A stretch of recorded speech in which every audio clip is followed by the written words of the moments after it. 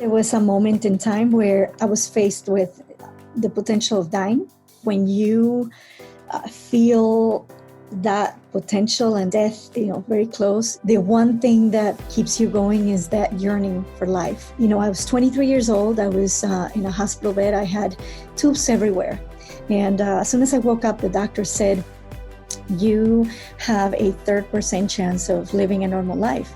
And I said, Why are you telling me that? He's like, "Well, we found the cyst that you were born with, that we removed by your liver, was precancer level 4. And we also found that could have become cancer in a week, in a month, in a year. You were basically a time bomb, no more than 3 years of life if we hadn't found it. And number 2, we had to remove that and all the bile ducts and basically recreate a digestive system. We haven't done this, so we don't know if it's going to work. So there's a potential that in the next 2 weeks you might die, or you might have to be installed a tube to feed you for the rest of your life if this new digestive system doesn't work." So that's what I woke up to. I was 23. I had a 5-month-old baby. It still makes me emotional. Yeah. And I had just started my company, JJ Marketing. And I was in a hospital bed, with the prospect of a 3% chance of living a normal life. And I just, in that moment, I said, no. Doctor, I just have one question. And he's probably thinking I'm asking about my health. I said, "I need you to let me go out by next Thursday. I have finals at college to pitch and I'm graduating with honors." And he looked at me, he had a little smirk on his face, and he said, "Your positive attitude saved you." This was the second doctor that told me that in 2 years of dealing with cancer. 2 years before that, I had another type of cancer. To me, that woke me up. January 9, 2007 was the day that I was born again. And I asked God, why am I here?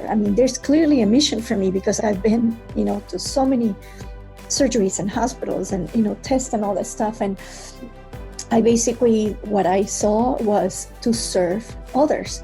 And I'm thinking, how do I serve others? I have nothing to give. All I had was, since I was 4 years old, grew up in Mexico, between Mexico City and a small town in Aguascalientes, I was devouring books and literature since I was a little girl, from Napoleon Hill, Dale Carnegie, Og Mandino, all these people. And they were my mentors, they were my teachers.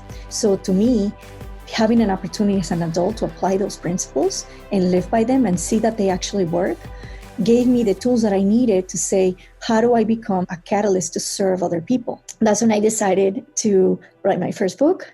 I decided to create another company eventually and start speaking around the world. People are like, "Wow, you're so positive. Why are you so positive?" I'm like, "Because life is beautiful." "But why?" I'm like, "Well, you really don't want to know why. I've been through hell and I'm back and I am going to live." And that's when I also decided, as a divine download that I got, to start the foundation, which has served to date in 6 years, 157 young Latinas, ages 12 to 25. So I always say, I joke around that I have 157 daughters scattered between the United States and Mexico. And it's not a passion project, it's a lifestyle for me. We pair them up with mentors. We expose them to amazing experiences that they would have never dreamed of. And we also activate them to go back and give back to the community. And that's in the context of, sisterhood, in the context of unleashing the amazing in their heart that we already know they have. Yeah. They might not know it, but we know it.